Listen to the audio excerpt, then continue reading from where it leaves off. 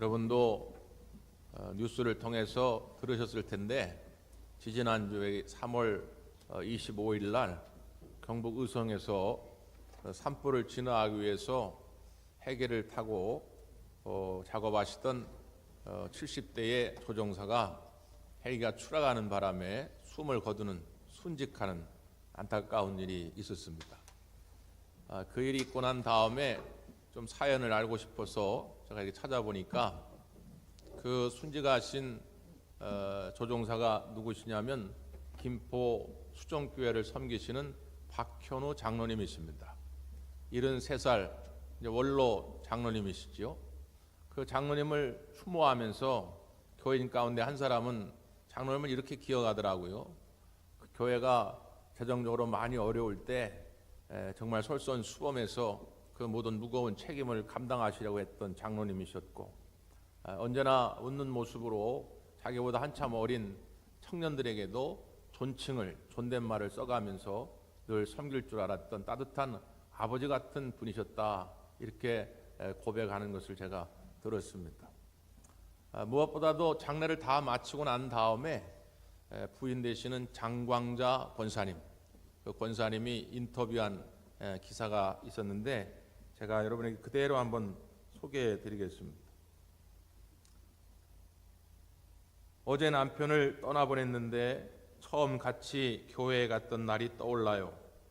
결혼하고 6년 뒤 제가 예수님을 만나고 남편에게 복음을 전했을 때 남편이 단번에 오케이 했어요. 우리 남편은 신앙인으로서 늘 자기 본분을 다했어요. 남편은 은퇴하면 그동안 미뤄둔 여행 다니면서 맛있는 거 먹고 수석도 모아보자고 했어요. 그런데 우리 계획과 하나님의 계획은 다른가 봐요. 그렇다고 하나님이 원망스럽지 않아요. 우리 부부는 천국에서 다시 만날 거잖아요. 이런 내용입니다. 물론 누구보다도 속상했겠죠. 정말 가슴이 미어지는 그런 충격을 받았을 겁니다. 그럼에도 불구하고 그 부인께서 위로함을 받고 다시 소망을 갖게 된 것은 천국에 대한 소망입니다. 이 땅에서의 부부일 뿐만 아니라 저 하나님의 나라에서 영원한 부부, 영원한 가족으로 살아갈 것을 기대할 때 그 마음의 위로와 평안이 찾아오게 된 것이죠. 그 박현우 장로님이나 부인 되는 장광자 권사님이나 구원의 확신을 가지고 십자가의 은혜를 단단히 붙잡고 살아가시는 분들이었습니다. 이 고난주간에 우리가 다시 한번 우리의 마음이 새겨야 할 것이 그 부분입니다. 세상에는 여러 가지 일들이 우리를 괴롭히지요. 뜻하지 않은 사건, 사고가 우리 앞에 나타납니다. 그럴 때마다 우리의 마음이 흔들리지 않을 수 있는 것은 십자가의 은혜를 단단히 붙잡는 것입니다. 오늘 이 고난주간 다시 한번 그 십자가를 바라보시고 나를 향해 죽으신 그 십자가의 은혜를 단단히 붙잡게 되시기를 간절히 바랍니다. 오늘 우리가 읽은 본문 갈라디아서의 내용도 마찬가지죠. 사도 바울은 십자가의 은혜를 누구보다도 강조했던 분입니다. 그래서 오늘 보면 14절에도 보면 나는 십자가 외에 다른 것은 자랑하지 않겠다, 이렇게 말하죠. 사도 바울도 예수님을 만나기 전에는 자랑하고 싶은 것이 많았던 사람입니다. 누구보다도 욕심이 많았던 사람이에요. 누구보다도 세상 명예와 영화를 귀하게 생각했던 사람입니다. 그래서 나는 가브리엘 문화생이다, 지금으로 말하면 학벌을 자랑하는 것이죠. 나는 최고의 학교를 나왔다, 그 얘기예요. 나는 히브리인 중에 히브리인이요 바리새인 중에 바리새인이다. 혈통을, 신분을 자랑하는 것이죠. 나는 로마의 시민권자다. 그가 가지고 있는 권세를 자랑하는 것입니다. 그렇게 살아왔던 사람이에요. 그렇게 많은 것을 가지고도 부족해가지고 더 많은 것을 얻기 위해서 더 높은 자리로 성공하고 출세하기 위해서 몸부림쳤던 사람입니다. 그런데 그가 예수님을 만나고 나니까 그 모든 것을 다 배설물처럼 여기게 되었다는 것이죠. 그리고 이제는 십자가만 자랑하겠다는 것입니다. 그래서 사도 바울의 신학을 한마디로 표현할 때 십자가 신학이다, 이렇게 말해요. 예수님의 직계 제자들은 예수님과 동거동락하면서 같이 밥 먹고 같이 잠도 자고 이런저런 표적도 보았고 말씀도 들었지만 바울은 그렇지가 않잖아요. 바울은 부활하신 예수님을 만난 것이거든요. 십자가에 죽으시고 부활하신 그 예수님의 은혜가 바울에는 핵심이 된 것입니다. 그의 신앙과 신학의 중심이 된 것이죠. 그래서 언제든지 어딜 가든지 그 십자가의 능력과 은혜만을 강조한 것입니다. 그 십자가의 능력을 붙잡을 때, 그 십자가의 능력을 자랑할 때 그는 그 모진 고난과 역경 속에서 승리하는 삶을 살아갈 수 있었던 것입니다. 우리 사랑하는 대관 가족들도 다른 거 없습니다. 십자가의 은혜를 단단히 붙잡게 되기를 바랍니다. 특별히 왜 이 사도 바울이 나는 십자가만을 자랑하겠다고 이야기했을까요? 이걸 강조한 이유가 있는데 오늘 본문 12절 13절을 한번 보겠어요. 12절 13절입니다. 시작. 무릇 육체의 모양을 내려하는 자들이 억지로 너희에게 할례를 받게 하면 그들이 그리스도의 십자가로 말미암아 박해를 면하려 함뿐이나 할례를 받는 그들이라도 스스로 율법은 지키지 아니하고 너희에게 할례를 받게 하려 하는 것은 그들이 너희의 육체로 자랑하려 함이라. 갈라디아 교회에 거짓 교사들, 거짓 선자들이 나타나게 된 것인데 하나님을 믿는 것 같으나 안 믿고 예수님을 믿는 것 같으나 안 믿고 참 이것도 아니고 저것도 아닌 복음의 본질을 훼손하는 사람들이 나타난 것입니다. 그런 사람들을 여기서 육체의 모양을 내려 하는 자들 이렇게 표현했어요. 육체의 모양만 내려고 하는 거예요. 그 대표적인 것이 무엇이냐? 할례를 받게 했다는 거예요. 그래서 이 사람들은 자기뿐 아니라 다른 사람들에게도 억지로 할례를 받게 한 것입니다. 야, 예수님이 나를 위해 십자가에 달려 죽으셨어? 그래, 알았어. 그런데 그것만 가지고 안 되니까 너희들 할례를 받아라. 할례를 받아야 하나님 백성 되는 것이고 할례를 받아야 구원받는 거야. 이렇게 사람들을 현혹하기를 시작했다고 하는 것이죠. 여러분 정말 그렇습니까? 이 사람들이 왜 그렇게 강조를 했느냐? 그 12절 끝부분에 뭐라고 그랬어요? 그들이 그리스도의 십자가로 말미암아 박해를 면하려 함뿐이라 그랬어요. 그러니까 이 사람들은 할례가 가지고 있는 진정한 의미를 알고서 그런 게 아닙니다. 하나님이 할례를 하라고 아브라함에게 명한 것은 하나의 언약의 증표였어요. 우리가 결혼할 때에 그 결혼의 증표로 서로 반지를 이렇게 나누듯이 야, 이제부터 나는 무조건 너와 너의 후손들 이스라엘 백성들의 하나님이 될 것이다. 그리고 이스라엘 백성은 나의 백성이 될 것이다. 우리가 그렇게 이제 서로 사랑하기로 했으니까 그 언약의 증표로서 할례를 행하라. 그런 얘기예요. 이게 상징적인 의미지요. 할례는 내 육체의 포피를 내가 의도적으로 벗기는 것입니다. 지금까지는 내가 육체의 힘을 따랐어요. 육체의 정욕을 따라 살았어요. 내 기분 내키는 대로, 내 감정 가는 대로, 내 멋대로 살았어요. 그런데 육체를 벗긴다는 건 이제 그렇게 안 살겠다는 거예요. 나는 이제 하나님의 기쁨이 되는 삶을 살겠다는 것입니다. 하나님의 뜻대로 살겠다는 거예요. 그래서 상징적으로 할례를 행한 것인데 지금 이 사람들은 그런 언약의 의미는 안중에도 없어요. 오직 이유는 한 가지, 그리스도의 십자가로 말미암아 박해받는 것이 두려웠고 부끄러웠던 것이죠. 이게 무슨 이야기냐면, 자, 혈통적으로는 유대인이에요.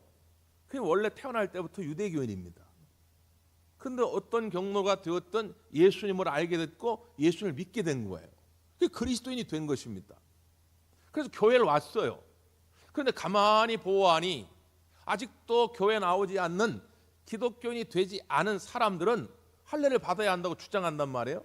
그런데 자기가 교회 나왔다고 해가지고 야, 이제는 예수님의 십자가의 은혜면 됐어, 할례 안 받아도 돼, 그러는 순간 자기 모든 거래처가 끊깁니다. 자기의 친구 관계가 끝나요. 자기가 가정에서도 왕따가 될 수 있어요. 그러니까 자기의 일상의 삶이 어려워지는 거예요. 그러니까 그 박해가 두려웠던 것이죠. 그 박해가 힘이 들었기 때문에 억지로 그냥 다른 사람에게도 할례를 받으라고 그냥 강조하는 거예요. 그 할례를 받는 의미 이런 거 상관이 없어. 야, 할례를 받아야 다 좋은 게 좋은 거야. 세상 살아가는 처세술에 있어서 그것만큼 좋은 게 없는 거야. 너 할례 안 받아봐라. 너 모든 인간관계가 단절될 수 있어. 이게 겁이 났던 것이죠. 그러니까 심지어 13절에 이렇게 이야기합니다. 할례를 받은 그들이라도 스스로 율법은 지키지 아니하고 그랬어요. 그러니까 겉으로 드러나는 할례만 받으라고 할 뿐 실제로 자신의 삶 속에서 하나님이 주신 율법은 다른 것은 지키지도 않아요. 하나님 말씀대로 살지도 않습니다. 그냥 눈에 보이게 할례 받으라고 강조했던 것이죠. 그래서 후반부 이렇게 돼 있죠. 할례를 받게 하려 하는 것은 그들이 너희로 육체로 자랑하려 함이라. 나 할례 받았어. 나 진짜 유대인이야. 나 하나님 율법대로 했어. 그래서 자기의 드러난 것만 자랑하려고 했다는 거예요. 그게 무슨 의미가 있습니까? 그래서 사도 바울은 이야기하는 거, 나는 그런 거 자랑하지 않겠다. 나는 오직 십자가만을 자랑하겠다고 고백하는 것입니다. 자, 그럼 이제 둘 중에 하나를 선택해야 됩니다.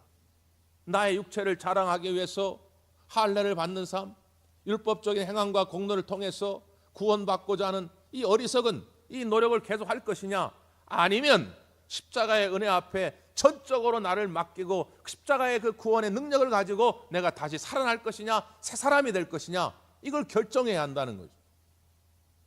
여러분은 어떤 선택을 하겠습니까? 물론 오늘 이 자리에 나와 있는 분들은 십자가의 은혜와 그 능력으로 구원함 받는 길을 선택한 줄 믿습니다. 그런데 사탄은 그게 본질이고 그게 진실인 줄 알기 때문에 다시 과거로 계속 유혹을 하는 거예요. 다시 할례 받는 삶, 다시 율법주의에 얽매여 사는 삶으로 자꾸 우리를 유혹한다 그 말. 그래서 실제로 교회 안에도 이 율법주의적 신앙생활 하는 사람들이 꽤 있다는 거예요. 이게 문제라는 것입니다. 그래서 신앙생활에 감격이 없는 거예요. 찬양을 불러도, 기도를 해도, 봉사를 해도 기쁨이 없는 거예요. 죽지 못해 하는 거예요. 그냥 억지로 하는 거예요. 여러분, 이것은 주님이 원하시는 신앙생활이 아닙니다. 여러분 지금 어떤 마음으로 찬양을 부르십니까? 어떤 마음으로 기도하십니까? 어떤 마음으로 전도하십니까? 어떤 마음으로 말씀에 순종하고 계시냐 그 말이에요. 인도에 가면 신이 3억 3천 개라고 합니다. 3억 3천. 신의 종류가 3억 3천 개예요. 그 사람들은 만물에 그냥 신이 깃들어 있다고 생각합니다. 만물에. 예? 만물에 신이 깃들어 있으니까 아무거나 훼손할 수가 없죠. 아무거나 먹을 수도 없어요. 잘못하면 신을 먹는 거니까. 그 복음을 전하던 전도자가 아무리 설명을 해도 귀담아 듣질 않고 오히려 모든 만물이 신이라고 주장하는 한 인도 사람을 만난 거예요. 그래서 어느 날 집에 초청을 했대요. 집에 뭐가 있었냐면 현미경이 있어요. 현미경. 그래서 현미경으로 물 한 방울 떨어뜨려 가지고 물을 관찰하게 한 거예요. 물 속에 여러분 생명체가 있을까요? 없을까요? 우리 육안으로는 안 보이지만 현미경으로 보니까 아주 작은 이 미생물들이 드글드글한 거예요. 그러니까 이 인도 사람이 처음 보고 깜짝 놀란 거죠. 나는 요만한 벌레도 안 죽이려고 안 잡아먹으려고 애를 썼는데 내가 물을 마실 때마다 이 많은 생명체를 내가 죽이고 있다는 생각을 하니까 깜짝 놀란 거예요. 아이고 큰일 났네. 어떻게 하면 좋지? 그래서 이 사람이 택한 방법은 무엇이었을까요? 현미경을 때려 부신 것입니다. 왜? 이제 안 보면 되니까. 그 현미경 때문에 그 물속에 생명체가 있다는 걸 알게 된 거 아니에요? 그 현미경을 때려 부셨다는 거예요.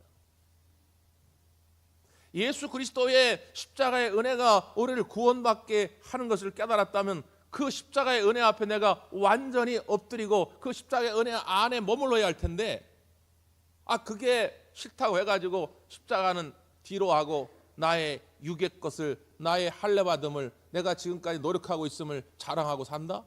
이게 뭔가 앞뒤가 안 맞지 않냐 그 말이에요. 그런데 의외로 이런 논리가 사람들 귀에 솔깃하게 들린 겁니다. 그래서 갈라디아 교회를 어지럽힌 거예요. 지금 한국 교회를 어지럽힌 거예요. 모든 이단들의 99.9%는 다 이런 논리거든요. 야, 십자가의 은혜를 무슨 믿음으로 영접한다고 무슨 구원을 받냐? 우리가 정한 시간에 나와가지고 우리가 정한 교리를 배우고 우리가 하라는 대로 정한 행위를 습관적으로 반복적으로 할 때 그래 구원받는 것이지, 무슨 십자가의 은혜를 믿는다고 구원받아? 이단들은 다 이런 논리를 가지고 사람들을 유혹하거든요. 그런데 사람들이 솔깃합니다. 왜? 그게 편하거든. 도대체 대광교회 나가고 서성 목사님 설교를 들어도 내가 구원 받았는지 안 받았는지, 내가 하나님의 축복을 받을 건지 안 받을 건지 잘 모르겠는데, 그 사람들한테 갔더니 간단해. 야, 너 1억만 딱 헌금해. 1억 딱 헌금하면 너 구원받아. 이거 얼마나 쉽습니까? 어? 야, 너 학교 때려치고 우리 기도원에 들어가지고 한 5년만 같이 살아. 그럼 너 구원받아. 얼마나 간단해요. 그러니까 이런 율법주의적 성향에 자꾸 빠져들게 되는 거예요.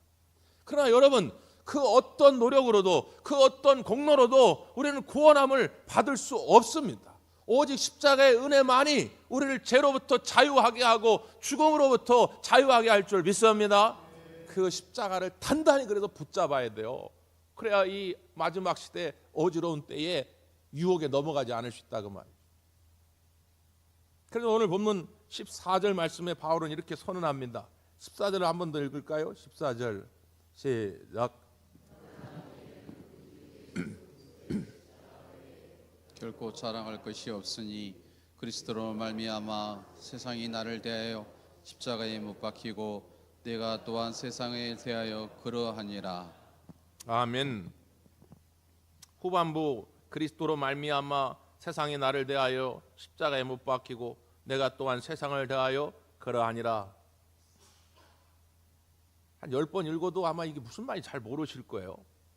세번역 성경은 조금 더 쉽게 설명했는데, 그리스도로 말미암아 내 쪽에서 보면 세상이 죽었고 세상 쪽에서 보면 내가 죽었습니다. 이렇게 번역을 했어요. 그러니까 여기서 말하는 세상은 하나님이 지으신 천지 만물을 일컫는 그런 세상이 아닙니다. 그러니까 여기서 말하는 세상은 죄악이 관영한 세상이에요. 악한 것이 완전히 지배한 세상을 말하는 거예요. 그 죄악된 세상과 나를 완전히 구별지었다는 거예요. 근데 그 죄악된 세상과 나를 구별 지을 수 있는 방법은 오직 뭐라고요? 그리스도의 십자가의 은혜밖에 없다는 것입니다. 다른 것으로 내가 이 죄악된 세상으로부터 자유하려고 몸부림을 쳐도 안 된다는 거예요. 방법이 없어요.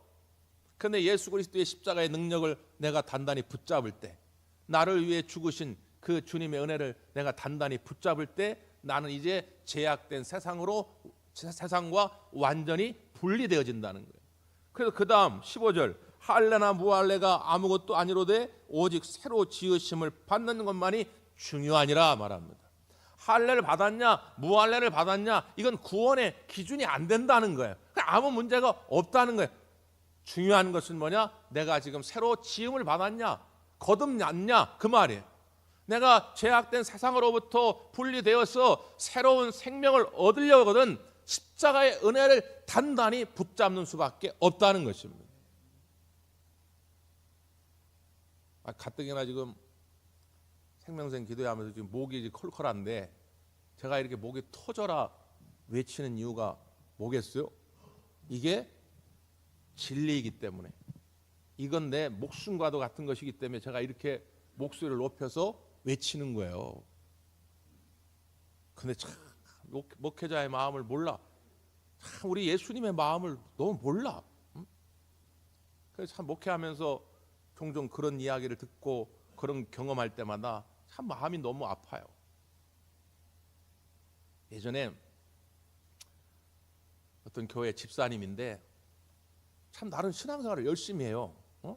교회에서 어디 고장났다 그럼 제일 먼저 가서 고치고, 교회에서 무슨 행사한다 그럼 누구보다도 앞장서서 일하고 또 헌금하고 그런 분이에요. 그런데 이분은 매사 하면서 입이 이만큼 나와 있어. 그러니까 신앙생활에 어떤 기쁨이 없어. 이렇게 하긴 하는데, 그러니까 이분은 왜 하느냐? 이게 성격적으로 기질적으로 남한테 지는 걸 싫어해. 뭔가 예수님을 잘 믿는다고 하는 건, 내가 구원받는다고 하는 것은 하여튼 남들보다 더 열심히 뭔가를 해야 한다고 이런 강박관념에 사로잡혀 있는 거예요. 그 목사님이, 집사님, 구원은요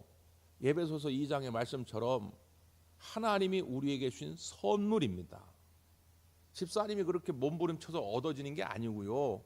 집사님이 구원받은 것은 하나님이 주신 선물이에요. 은혜입니다. 그러니까 우리가 교회에서 일하는 건 다 그 은혜에 보답하기 위해서 기쁨으로 하는 것이지, 내가 열심히 땀 흘려 일했다고 해서 구원받는 게 아니에요. 집사님, 그러니까 무슨 일이든 겸손하게 감사함으로 하시면 좋겠어요. 그런데도 말을 안 들어요. 제가 지금 이렇게 목이 터져해도 지금 이 마음속에 확실하게 십자가의 은혜가 딱 자로잡히지 못하고 여전히 그런 율법적인 그 행함이 나를 뭔가 구원케 하고 깨끗하게 할 것처럼 생각하면서 신앙생활 하는 분들이 있을 수 있다고 말해요. 그 목사님이 어느 날 교회 저 현관 문짝이 고장 났더래요. 이 집사님 직업이 목수예요. 목수. 그래가지고 집사님, 저 교회 문짝이 좀 고장 났는데 저것 좀 하나 새로 좀 짜가지고 달아주세요. 그러니까 이분은 하여튼 뭐 일을 시키면 일은 잘해. 하여튼 뭔가 100점을 맞아야 되니까. 그래가지고 그냥 정성을 다해가지고 새로 문짝을 딱 만들어가서 딱 걸어놓은 거예요. 근데 목사님이 그걸 딱 보고 별론데요. 그러더니 길거리에서 사과 괴짝, 옛날에는 사과를 담는 그 나무 괴짝 있잖아요. 그걸 하나 주워오더니 집사님, 이 사과 괴짝 좀 저 문에다 덧칠해 주세요. 아니 목사님, 무슨 소리입니까? 내가 이게 나무, 이거 좋은 나무 갖다가 내가 깨끗하게 다 갈고 닦아가지고 이 문짝을 만들었는데 그 더러운 그 사과 괴짝을 갖다 거기다 더 붙여놓으면 이거 완전 베리는 거라고. 집사님, 예수님이 십자가의 죽으심으로 완벽하게 우리의 구원을 이루었는데 거기다 자꾸 이것저것 갖다 덧붙이면 그거 다 완전 베리는 거라고. 그제서야 이해하시더라는 거예요. 여러분, 우리가 주님의 은혜를 받아가지고 주님을 위해 일하는 건 큰 뭐 아무런 문제가 되지 않습니다. 그러나 내가 무언가를 함으로 인해서 구원받는다고 하는 것은 큰 하나님의 뜻이 아니다 그 말이에요. 오직 십자가의 은혜만이 우리를 구원받게 하신 줄 믿습니다. 그럼 어떻게 해야 되겠어요? 기쁠 때나 슬플 때나 좋을 때나 나쁠 때나 십자가를 단단히 붙잡는 거예요. 중국 전설에 보면 낭과 패라고 하는 전설적 동물이 등장합니다. 이리과에 속하는 동물인데 낭은 앞다리가 짧아요. 패는 뒷다리가 짧아요. 그래가지고 뛰어가면 뒤뚱뒤뚱 걷다 보면 사냥감을 잡을 수가 없어요. 굶어 죽을 수밖에 없어요. 그 낭과 패가 손을 잡은 것입니다. 딱 붙은 거예요. 그러니까 서로 부족한 점을 메꿔서 앞다리 뒷다리가 탁탁탁 맞아가지고 사냥을 잘하게 된 것입니다. 그런데 어느 날 둘 간에 갈등이 생겼어요. 그래서 서로 갈라서게 된 것입니다. 그래서 서로 사냥감을 잡지 못하고 굶어 죽게 된 거예요. 낭과 패가 갈라선 상태. 그걸 우리가 흔히 그래서 낭패라 그럽니다. 낭패. 우리가 예수님과 딱 붙어 있으면 좋은데, 십자가의 은혜를 단단히 붙잡으면 좋은데 그렇지 못하게 되므로 낭패를 당하게 됩니다. 그래서 우리가 부르는 272장 찬양처럼 낭패와 실망 당한 뒤에 예수께로 나갑니다. 십자가 은혜 받으려고 주께로 갑니다. 할렐루야. 아멘. 낭패와 실망은 당한 뒤라도 늦지 않았어요. 십자가의 은혜를 받으려고 주께로 나오면 헤어나올 수 있다 그 말이에요. 우리가 지난주까지 표적의 사건을 계속 살펴보았지 않습니까? 잔치에 포도주가 떨어졌어요. 낭패죠. 그때 예수님이 찾아오십니다. 예수님이 개입하십니다. 그랬더니 물이 포도주로 변화된 것이죠. 낭패가 해결된 거예요. 제자들이 갈릴리 바다를 배를 타고 가는데 폭풍우를 만난 것입니다. 낭패죠. 다급한 예수님이 무리를 걸어서 제자들에게 찾아온 것입니다. 그때 낭패의 문제가 해결된 거예요. 사랑하는 오라비 나사로가 죽었습니다. 아직은 젊은데, 아직은 할 일이 많은데 죽었어요. 낭패죠. 그때 예수님이 찾아오신 것입니다. 그래서 무덤문을 여신 것입니다. 그리고 나사로야 나오너라 명할 때에 죽었던 나사로가 살아나게 된 것입니다. 낭패가 해결된 것이죠. 지금도 마찬가지입니다. 십자가는 하나님의 사랑의 증표입니다. 로마서 5장 8절, 우리가 아직 죄인 되었을 때 그리스도께서 우리를 위하여 죽으심으로 하나님께서 자기의 사랑을 확증하셨느니라. 하나님이 우리를 얼마나 사랑하시는지 십자가에서 그리스도를 죽으심으로 확증하셨다는 거예요. 그래서 우리는 십자가를 바라보면서 나를 향하신 하나님의 사랑을 더 느끼는 것입니다. 세상에서 사람들이 나를 알아봐주지 않고 나를 자꾸 무시하고, 여러분 그런 외로움을 경험할 때, 실망감을 경험할 때 다시 십자가의 앞에 나와 십자가의 은혜를 단단히 붙잡으시기를 바랍니다. 그러면 일어설 수 있다 그 말이에요. 그리고 마지막 17절 말씀을 읽고 마치려고 하는데요. 17절 시작. 이후로는 누구든지 나를 괴롭게 하지 말라. 내가 내 몸에 예수의 흔적을 지니고 있노라. 그러므로 이제 바울은 다른 걸로는 나를 괴롭히지 말라는 거예요. 나는 십자가의 은혜만 단단히 붙잡기로 했으니까 쓸데없는 얘기 하지 말라는 거예요. 뭐 이상한 걸로 나를 유혹할 생각도 하지 말라는 거예요. 나는 그냥 십자가의 은혜만 단단히 그래서 십자가의 은혜를 단단히 붙잡다 보니까 내 속에 예수의 흔적이 생겼다는 거예요. 왜냐? 십자가의 은혜를 단단히 붙잡다 보면 때로 고난을 만날 수 있고 박해를 만날 수 있다는 것이죠. 그것을 사도 바울은 부끄러워하지 아니하고 자랑하게 되었다는 거예요. 여러분이 십자가의 은혜를 단단히 붙잡고 살기로 결단한 그 순간부터 때로는 여러분에게 어떤 환난과 박해가 올지 모릅니다. 그러나 그것이 부끄러움이 아니라, 그것이 패망하는 길이 아니라, 그것이 하나님 앞에 자랑거리요 하나님의 상급을 받는 길임을 기억하셔야 돼요. 여러분의 가족, 여러분의 자녀를 위해서 정말로 기도하였던 그 눈물의 흔적이 좀 있어야 되지 않겠습니까? 전도하다가 때로는 좀 욕도 좀 먹어보고, 전도하다가 또 여러 가지 어려움도 당해보고, 그런 흔적이 좀 우리에게 있어야죠. 주님을 위해서 봉사하기 위해서 말이죠, 때로는 내 손해도 좀 감수해보고, 거룩한 부담을 안고 좀 부담감이 들 정도로 내 물질과 내 재능, 내 시간을 좀 주님께 드려보기도 하고, 이런 흔적이 나한테 있어야 되지 않겠습니까? 저는 꿈을 꿉니다. 그리고 확신합니다. 나중에 주님 나라에서 우리 대광 가족들을 다 만날 때에 우리 주님이, 야, 대광교회 성도들은 정말로 예수의 흔적을 가졌구나, 자기 십자가를 지고 맡겨진 사명을 죽도록 충성을 다했구나, 우리 모두 다 칭찬받는 대광교회 성도들이 될 줄 믿습니다. 우리 기도하겠습니다.